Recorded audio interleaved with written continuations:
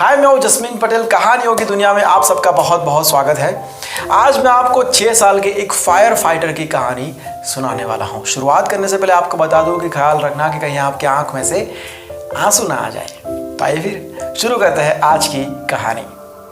26 साल की एक माँ, जिनके 6 साल के लड़के का नाम बिली। लेकिन ये माँ बहुत ही दुखी थी क्योंकि बिली को ल्यूकेमिया नाम की एक बीमारी थी। कुछ दिन बचे थे अब जिंदगी में। डॉक्टर ने महीना तक बता दिया था उसकी माँ को कि बिली कब मरने वाला है।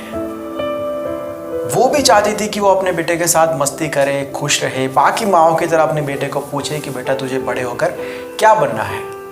लेकिन ये सवाल वो कभी अपने बेटे को पूछ ही नहीं पाती थी क्योंकि उसका बेटा कभी बड़ा होने वाला ही नहीं है। लेकिन एक दिन उसने हिम्मत करके ये सवाल बिली को पूछा। आंखों में आंसू थे लेकिन उसे दिखने नहीं दिया। उसका हाथ पकड़ के उसको पूछा कि बेटा तू बड़ा होकर क्या बनना चाहता है, क्या तेरी ख्वाहिश है, क्या तेरा सपना है। बिली ने तुरंत जवाब दिया कि माँ, मैं फायर फाइटर बनूंगा, यही मेरी ख्वाहिश है, यही मेरा सपना है। उसकी माँ ने कहा कि अगर हम तुम्हारी ये विश अभी पूरी कर दे तो। ये सुन के बिली बहुत ही खुश हो गया। दूसरे दिन बिली की माँ नजदीकी फायर स्टेशन जाती है, वहां के चीफ को जाके मिलती है और सारी बातें बताती है। उन्हें रिक्वेस्ट करती है कि सर, ये मेरे बेटे की आखिरी ख्वाहिश है, क्या आप थोड़ी देर के लिए मेरे बेटे बिली को अपने ट्रक में बिठा के छोटा सा एक चक्कर लगा सकते हैं, प्लीज सर। वो चीफ थोड़ी देर तक कुछ नहीं कहता है, सिर्फ सोचता रहता है। फिर एकदम से कहता है कि नहीं मैम, ये हम नहीं कर सकते हैं, लेकिन हम कुछ बेहतर कर सकते हैं। 4 दिन के बाद आप बिली को हमारे यहां पर छोड़ के जाना। वो पूरा दिन बिली हमारे साथ रहेगा, हमारे साथ ही बैठेगा, हमारे साथ ही खाना खाएगा, हमारे साथ ही घूमेगा। और आप उसके साइज मुझे बता देना ताकि उसके लिए हम एक रियल यूनिफॉर्म जैसा हम पहनते हैं ऐसा बनवा दें।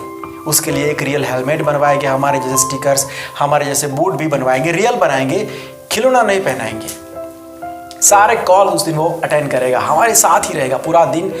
उस दिन वो फायर फाइटर की तरह जिएगा। उसकी माँ बहुत ही खुश हो जाती है।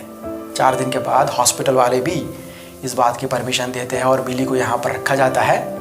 पूरा दिन वो वहाँ पर रहा, सारे कॉल्स उसने अटेंड किए, फायर स्पॉट पर भी गया, सभी गाड़ियों में घुमा, उनके साथ रहा, उनके साथ बातें की, दोस्ती की। बहुत ही मज़ा आया उसको। उस दिन उसने जी भर के जी लिया। फिर रात को उसको वापस हॉस्पिटल में छोड़ दिया जाता है। जो महीना दिया था डॉक्टर्स ने उसके मरने का, उसके ऊपर 3 महीने हो गए, लेकिन बिली अभी ठीक था, हंसता हुआ था। लेकिन एक रात अचानक से उसकी तबीयत खराब होती है। नर्स समझ जाती है। वो सोचती है कि कोई ऐसे अकेले क्यों मरना चाहिए। और खास करके बिली के साथ तो पूरे हॉस्पिटल का एक स्पेशल कनेक्शन हो गया था। पूरे हॉस्पिटल के स्टाफ के आंख में आंसू थे कि आखिरी रात है ये बिली की, कल ये बेड खाली हो जाएगा। नर्स ने पूरी फैमिली को बुला लिया।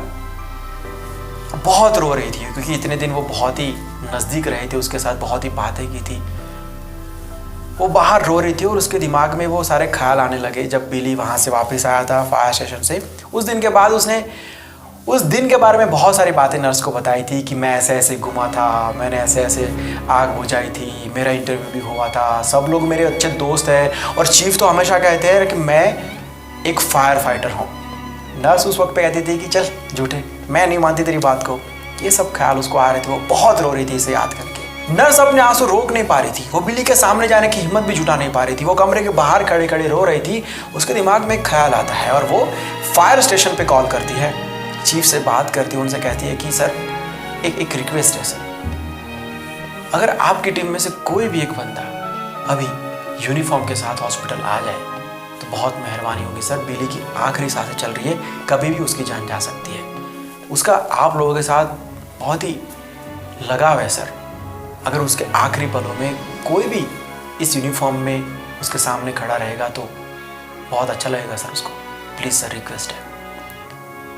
चीफ कहता है कि ये तो नहीं हो सकता है, हम इसे बेहतर कर सकते हैं। 5 मिनट के बाद हमारे सारे ट्रक्स, हमारी सारी गाड़ियां बजते हुए सायरन के साथ आपके हॉस्पिटल के बाहर खड़े होंगे। बस आप अपने स्टाफ को बता देना कि घबरा ना जाए, बस हम हमारे एक दोस्त को मिलने आ रहे हैं। और बिली का फ्लोर कौन सा है मैम? उसके रूम की खिड़की खुली रखना, हम मिलते हैं 5 मिनट के बाद। नर्स ये बात बिली को बता दी नहीं है क्योंकि आखिरी सांसें चल रही थी, सबकी आंख में आंसू थे, लेकिन उस लड़के के फेस पे क्यूट सी स्माइल थी। 5 मिनट के बाद सायरन्स की आवाजें गूंजने लगती है, वो फ्लैश लाइट और माइक में अनाउंसमेंट होने लगता है कि बिली हम तुम्हारे साथ हैं, हम तुमसे बहुत प्यार करते हैं बिली। हॉस्पिटल की 3rd फ्लोर की जो खिड़की थी बिली के रूम की, वहां तक सीढ़ी खींची जाती है और पूरी टीम सीढ़ी के सहारे बिली के रूम में जाती है। ये देख के जो लड़का कब से स्माइल कर रहा था उसकी आंख में भी आंसू आ जाते हैं। वो अपनी माँ से कहता है कि माँ क्या मैं इन लोगों से गले मिल सकता हूँ? उसकी माँ रोते हुए कहती है कि क्यों नहीं बेटा। पूरी टीम बिली को गले मिलती है। फिर बिली नर्स के बारे में पूछता है। नर्स को अंदर बुलाया जाता है, वो अपने आंसू पोंछ के बिली के सामने ऐसे सर झुकाकर खड़ी है। फिर बिली चीफ को पूछता है कि सर मैं फायर फाइटर हूं ना सर? चीफ कहता है कि बेटा तुम स्पेशल फायर फाइटर हो। फिर बिली आंसुओं के साथ स्माइल करते हुए नर्स को कहता है कि देखो मैंने आपसे कहा था ना कि सब लोग कहते हैं कि मैं एक फायर फाइटर हूँ। ये सुन के नर्स अपने आप को रोक नहीं पाई, वो जोर जोर से रोने लगी। बिली के पास आकर बैठी, उसके सर पर हाथ रखा और कहा कि हाँ अब मैंने मान लिया कि तुम एक फायर फाइटर हो, बस। फिर बिली ने अपनी माँ को अपने पास बुलाया, उनका हाथ पकड़ा और कहा कि थैंक्स माँ, thanks for everything, thank you all for everything, I love you all. मैं जानता हूँ कि आप सब मुझे खुश रखने के लिए इतने दिनों से बहुत मेहनत कर रहे हो, बट थैंक यू, अच्छा लगा मुझे। और हंसते हंसते उसने अपनी आंखें बंद कर दी।